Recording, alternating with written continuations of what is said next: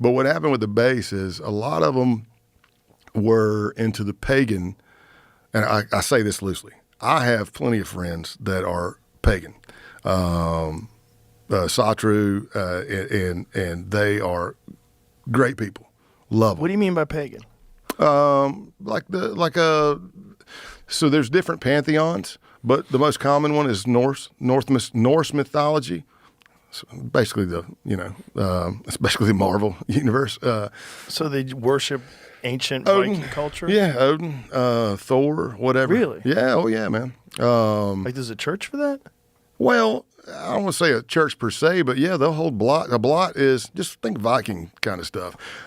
The ones that do it that are serious, they're upset that white supremacists have taken their stuff and used it. But if you look at Hitler was already looking into that Norse mythology too. He had looking for Thor's hammer or whatever, the Holy Grail, biblical, and all this stuff. But there's Christian identity, which is making a comeback in the white supremacy realm, not to be confused with Christianity. Christian identity is, if you can wrap your mind around this, a lot of them have it's the dual seed line belief. So they take the story of the Garden of Eden, Adam and Eve, the serpent, and the fruit of the forbidden tree. They take that story and they say, okay, it's still the same, except the fruit of the forbidden tree is a sexual act with the serpent, who is a man of color, also known as Satan. And then when Satan sleeps with Eve, their offspring is Cain, and they are the mud race from then on. That's what they call them, mud race, non-white. Mud race from then on down. But the procreation from Adam and Eve is Abel, and that's the pure white race. That's just one of the many belief systems. So when you see, I know, right? Yeah, I'm like shaking my head like, what the fuck?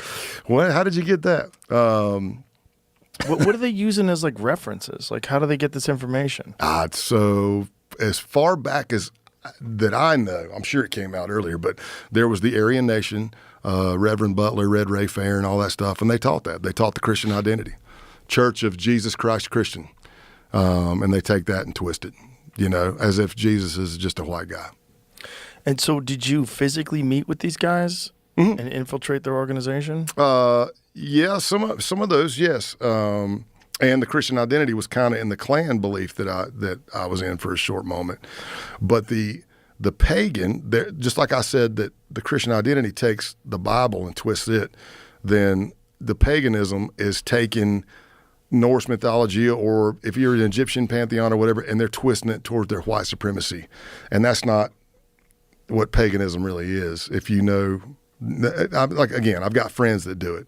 They're upset with white supremacists using their stuff. But then again, in the base, there was a guy who wasn't a Satru priest, and he led the first blot I ever attended, BLOT, which is kind of like the worship ceremony for pagans. I mean, we're down there with our shirts off, wiping blood on our chest, drinking mead as if we're Vikings, and then praying to our gods. And they would take wood, carved wood, and they would carve runes and like white supremacy symbols in it, and we would cut ourselves and bleed on the runes and then set that on fire and pray until the fire went out.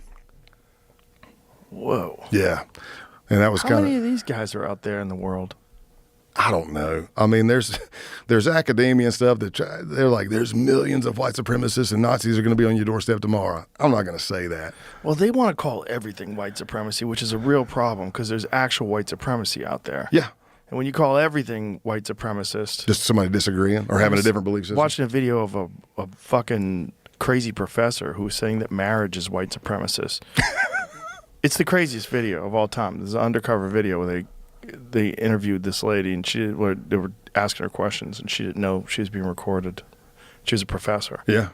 Like marriage is thin privilege, it's white supremacy, it's, male privilege, which leads to white supremacy and white privilege, and like just a bunch of gobbledygook nonsense words that she was attaching to just people getting married. Clearly she's not a Christ follower, because if you follow the Bible, it lays out what marriage is. Yeah, well, she's definitely not. She's a kook. But the problem is calling everything white supremacy, it obscures the fact that there's really people like the people that you're running into. Mm-hmm. They're real. Yeah. And it's just like, how many of them and where are they? Thousands, hundreds of thousands? Yeah, I'd say, I don't know about hundreds of thousands, but I'd say thousands. Yeah. Thousands. Because a lot of times, if you're in that community and you're looking, let's say this is a Telegram channel over here, and it's Terror Wave or whatever it is before it was taken down, and you see all these monikers, like I was Pale Horse in the base. I was Pale Horse, that was my moniker. And then you see Pestilence, and you see TMB, the Militant Buddhist, and you see Helter Skelter, and you say, well, you might go to another group, maybe they've changed their moniker, but you start realizing, hey, did you used to be Pestilence in another channel? Yeah, that's me. All right. You know what I mean? Right. But what's scary is, like in that base case, as I said before, I'm a tactical instructor, firearms instructor. I'm an alert instructor, which is right near where we're at right now in San Marcos, Texas. But you can't go undercover and help these guys train or help them get better because they might be doing bad things. So I go in, I had my whole backstory, former skinhead, former biker, and my skill set was like hand-to-hand combat. Could I shoot? Yeah, but I let them lead me. We went out there, and the first time we did tactical and firearms training, it was led by a 19-year-old kid, and it was good. It was good. And he's not military, and I'm watching, I'm like, where the hell did you learn this? So a lot of stuff happens on gaming systems because they're so realistic now. Wow. Yeah. I mean, these kids, you can go on, and if you got your mic on, you might get your butt handed to you by an 11-year-old kid who's telling you to clear the hard corner and slice the pie. They're using the same verbiage, and I'm like, holy crap. You know, virtual world meets real world. Wow. Only problem is in the virtual world, you get to respawn. Not so much in the real world, you know. I'm going to respawn now. But, yeah, he let it, and they were shooting fast and accurate. It wasn't the best. There were mistakes. But I was impressed with how safe they were, the two guys running it, TMB and Pestilence, because that was a concern for me. Right. Like, if you could see the aerial footage, like when we first go out there and they're shooting, I'm way back behind them because I'm like, I don't know how these people are with guns. Right, right. I've seen plenty of bad shooters do some stupid things on the line.